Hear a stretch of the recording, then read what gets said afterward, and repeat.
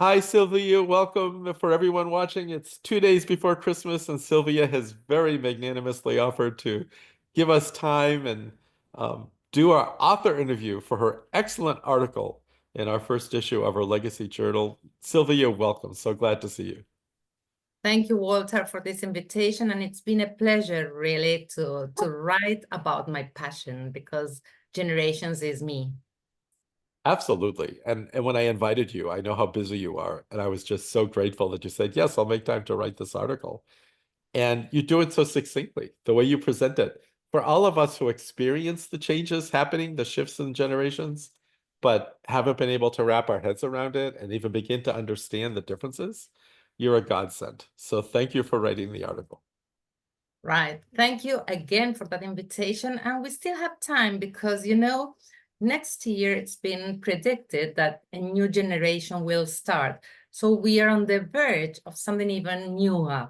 And it's a Oh great my. moment to start organizing our ideas and figuring out what it means to belong to a generation and to know the consequences and the challenges and strategies that we should put into practice to deal with a generational mindset in any position that we face. It's amazing because I remember as a young man, uh, I believe it was a conversation with my father, and well, what's a generation? And he said, well, about every 25 years they define a generation. Well, generations happen more quickly these days, and it's not about, you know, a certain number of years.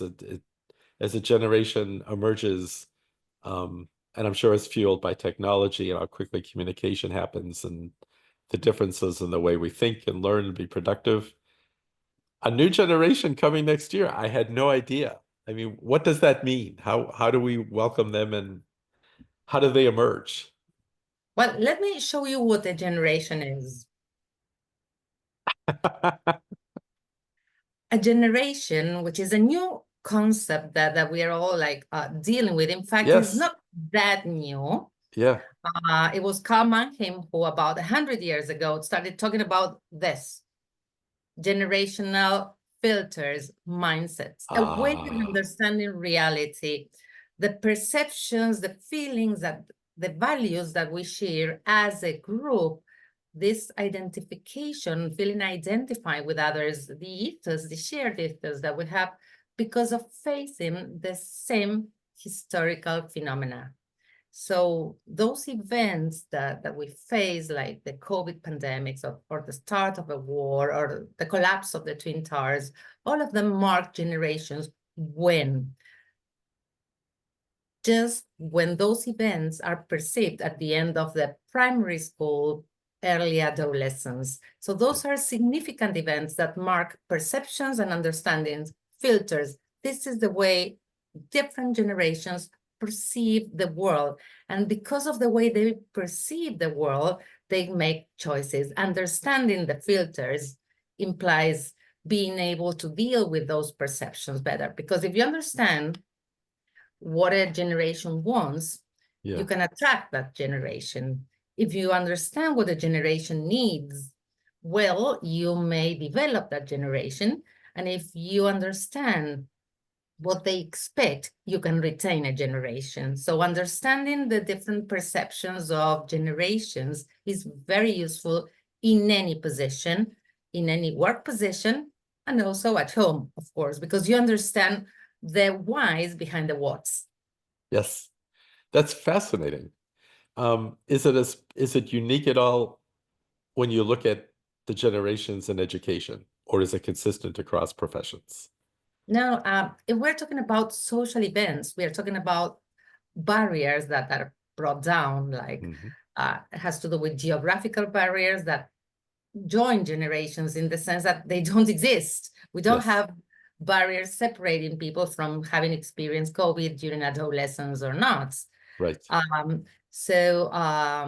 The good thing about generations, and this is what brings my passion into play, is this question of stretching across all types of barriers, horizons, like the economic one, the geographical one, the ethnical one, because Yes. there are shared perceptions that can be identified all over the globe. And this Yes. is fascinating. I've It even had is. the chance of talking to people in India. Imagine that. I'm not talking about the let's say, the global marketing perception that industries may have in India and that may, in a way, influence the way Indian people feel. But thinking about adolescents in India sharing the same perceptions across the world with people from any other religion or any other country is fascinating.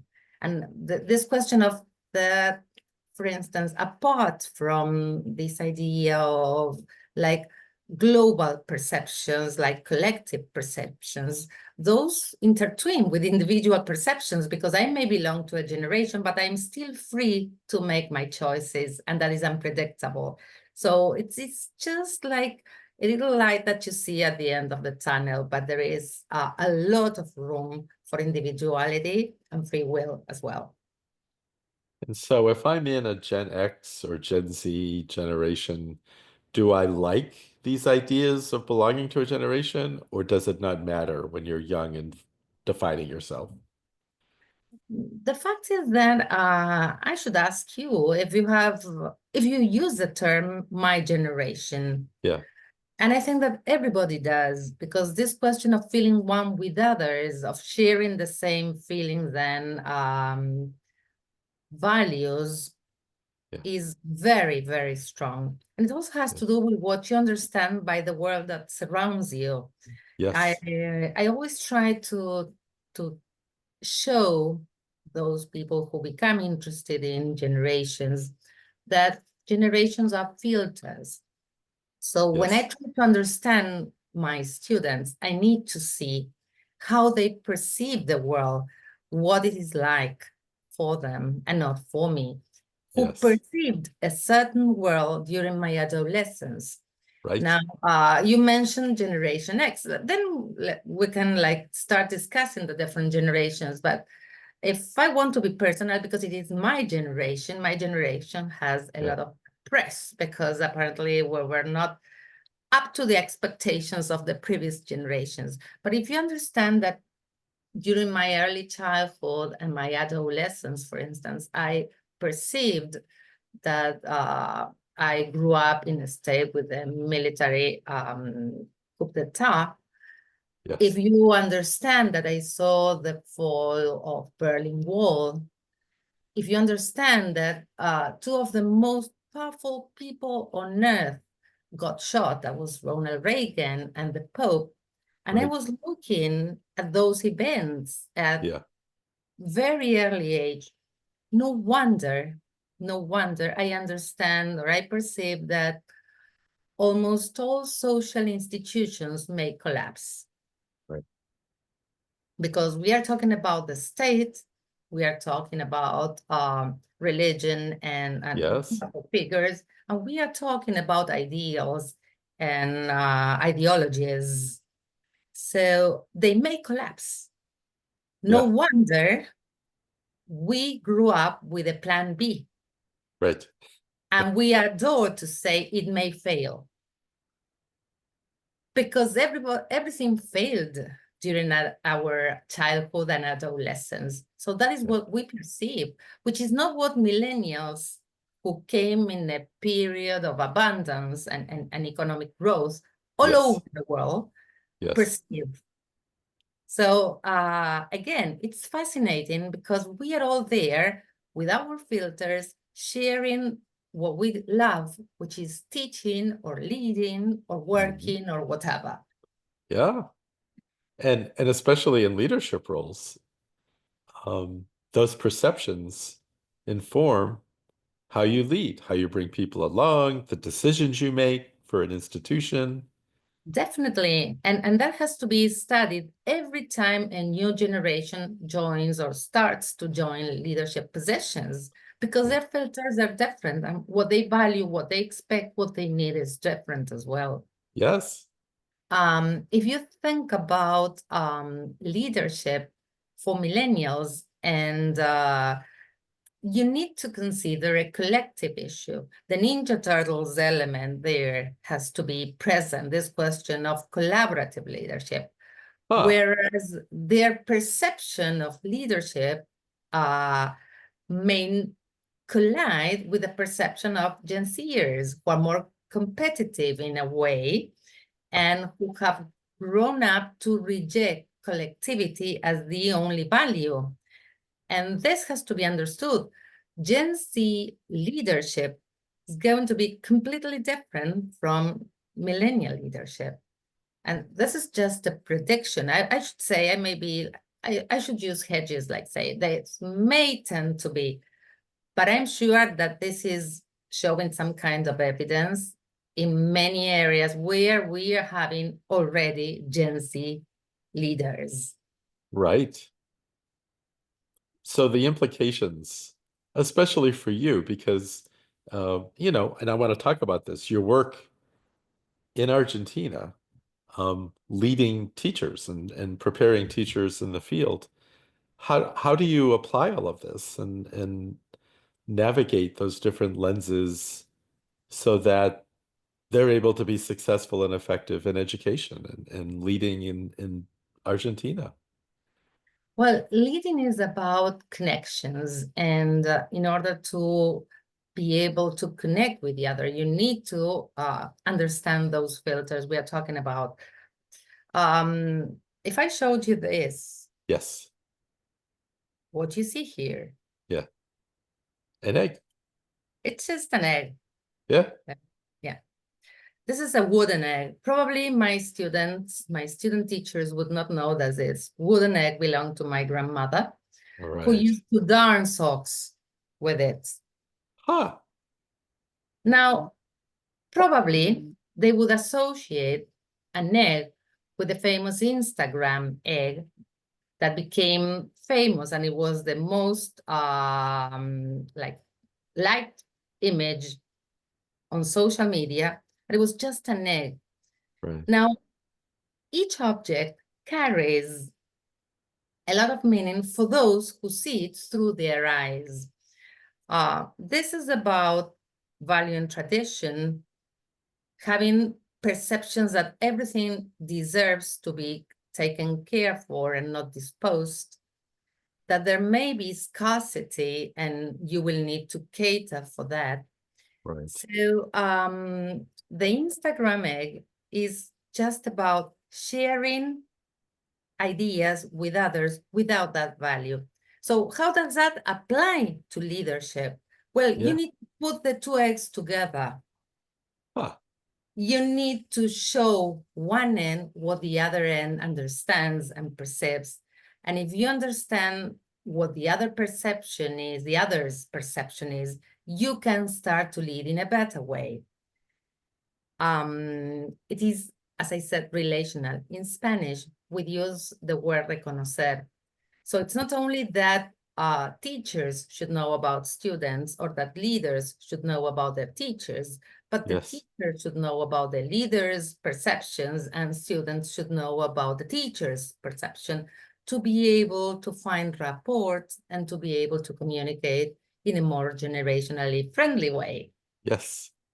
So it's a much more sophisticated way of thinking about all this than traditionally, growing up, we were taught you respect your elders, you give reverence to traditions, and yet if it's a two-way street and there's multiple different levels and filters interacting, then it's a much more sophisticated way of thinking about this. Definitely, and that affects cultures as well because institutions have adhere to generational mindsets. So you Yes. need to carry out a generational map to Yes. see which the dominant mindset is, because that will determine like kind of a shortcut that can be used to really cater for the needs of those who create a majority in the sense of perceptions. Hmm. And this may change depending on cultures, circumstances, whatever. And you can do some like generational forecasting, understanding whether a measure would or would not be accepted, Right. liked, or favored just because of, as I say, predictions and predictions that have to do with populations, because we're always talking about populations, like it's not determinant, but there is some kind of hint that things may happen that way. This all rings so true. And as you were just suggesting, whatever the dominant culture or generation is, that changes over time. So what held true 5 years ago and what may be true tomorrow, you're continually adjusting. Yeah, the word is adjust, and it has to do with little twists that you can like provide to your work, to your professional development opportunities, for instance, Yeah. that will make that event more generationally friendly. I'll give you Yes. an idea. Organizations tend to create lunch and learn events. They do. It's Yeah. just something that is in the market now. Yeah. If Yeah. if you give those events a little generational twist, like having a speaker in a little table with 10 people at that time and conversing in a collegial way, Yeah. that will really make a difference from the point of view of generational likes and dislikes. So Yes. those little twists that make no big change may really show how a professional event or may lead to a more successful professional event. Interesting. And so kind of gauging self-awareness is important, but then at the same time, always, it sounds like, and help me here, I'm grasping. Um, it sounds like there's a certain amount of risk taking going on where you're making hypotheses and testing them to see how those you lead You react got it. and Yeah, respond. you got it right. Like, Okay. but the point is that I would like question the word risk, because you're risking in a way, but you're risking with previous knowledge in the sense that you Uh, know where the weak point may be, if yes. any. You're always Yes. trying to find, this question of the black swan theory. You're trying to look for the black swan. But Yes. mostly, or in most cases, when you make a decision, you know why you're making it. In fact, that was the way I started like reading about the theory of generations, because I was making predictions all the time, Yes. and my predictions worked. Yeah. And then just by chance, I bumped into the theory that really does not have a lot of, like say, press in education, but is very much used in marketing and in religion Yeah. and Yeah. in politics. Yes. Because you need to understand perceptions, you need to understand needs, and you need to understand what people want. So it has been a lot. I mean, it has been studied a lot. There were buts, many loud buts, and many of them were like lowered when the COVID pandemic took place, because that event proved the importance of shared events that mark perceptions. There are Yes. so many things that we see today at school, like this question of, for instance, absenteeism. I say, well, what is the connection between absenteeism, or what may be the connection? Maybe there is a generational cause behind it. Maybe it is perceived that school is no longer a safe place, Yeah. maybe physically, or maybe Yeah. it is perceived that kids are better brought up at home, or that whatever is learned at home is worth learning, Yes. which has always been the case, but not to such a huge extent. It. So this question of, for instance, we are having a lot of absenteeism here too. When you call parents, they say, well, I wanted my kid to take care of his or her elder brothers, sisters. I say, why? Well, because this was a habit that started to take place during the pandemic. Yeah. Yeah. So it could be one of the cases. Let me be tentative there. Well, of But course. anyway, there's a lot that has to be studied, and I'm trying to. I'm not going to do all the research. What I'm saying is, I need more people to fall for this theory and to really prove the theory right or wrong, Yeah. prove the hypothesis right or wrong, or just like understand the weight of generational perceptions. And I'm thinking of many ideas, like for the generations to come, what are their real needs? But how is it that they are learning Yeah. when they are learning in a more visual way through screens and with generative artificial intelligence as a rule? Because we have Yes. always had, I had artificial intelligence in my first calculator. That was Yeah. artificial intelligence. Yeah. But what happens when what is true and what is false is contested all the time? Right. We should know where we are starting. This is an amazing trip. Any leader should know where he or she is starting. And this is like starting a trip with the best GPS and not getting a signal. No Right. matter which destination you have, no matter which GPS you have, or the car you're driving, if you Yeah. don't know where you're starting, you cannot get to your destination effectively. That would be the idea. I love that. And that rings so true. And this comes to the heart of work we're doing at the Worthy Educator about the future of education, that if education really needs to reflect the needs of society, and society is changing so quickly, and the needs and interests of those we serve in education is changing at such a fast pace, and education is an institution that is so slow to change, it's a real conundrum. It becomes a real challenge of definitely knowing where to start and where we are at the beginning of the journey. But how do we catch up to be able to reflect a society today that's so different from even right before the pandemic, 5 years ago, never mind tomorrow?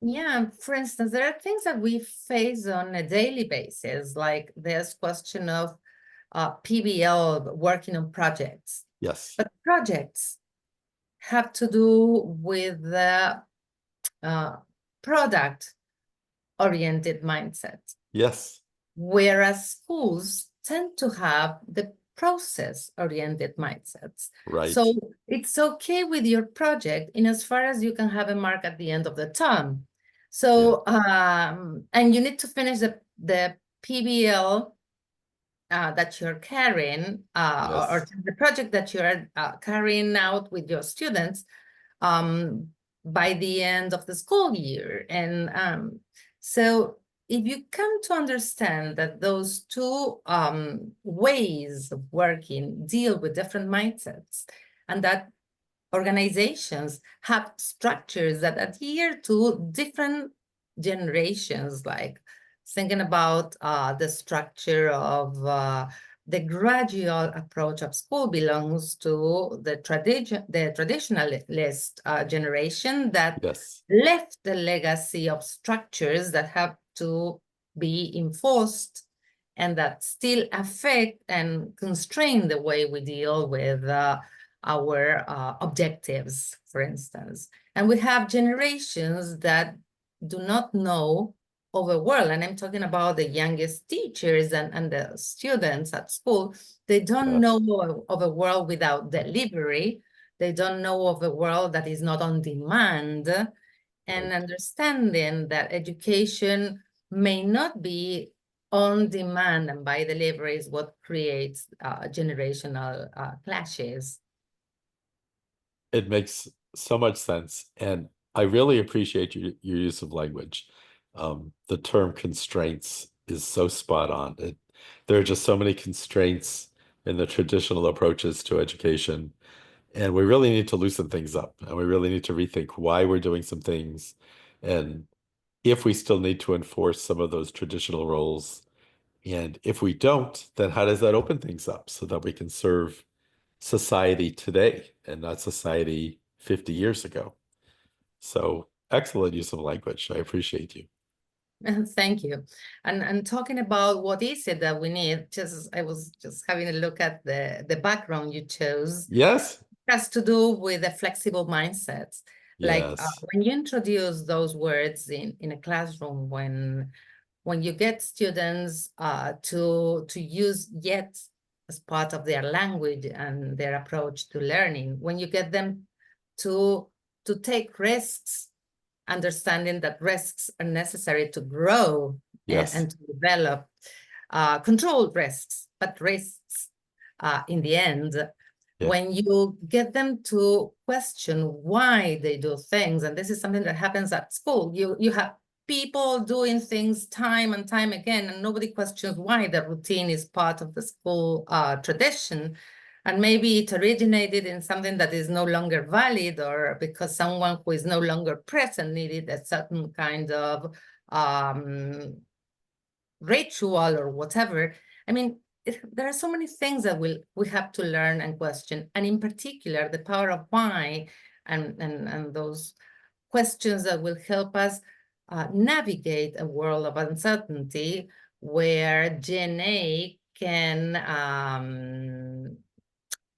interfere in what we understand as truth. I love that.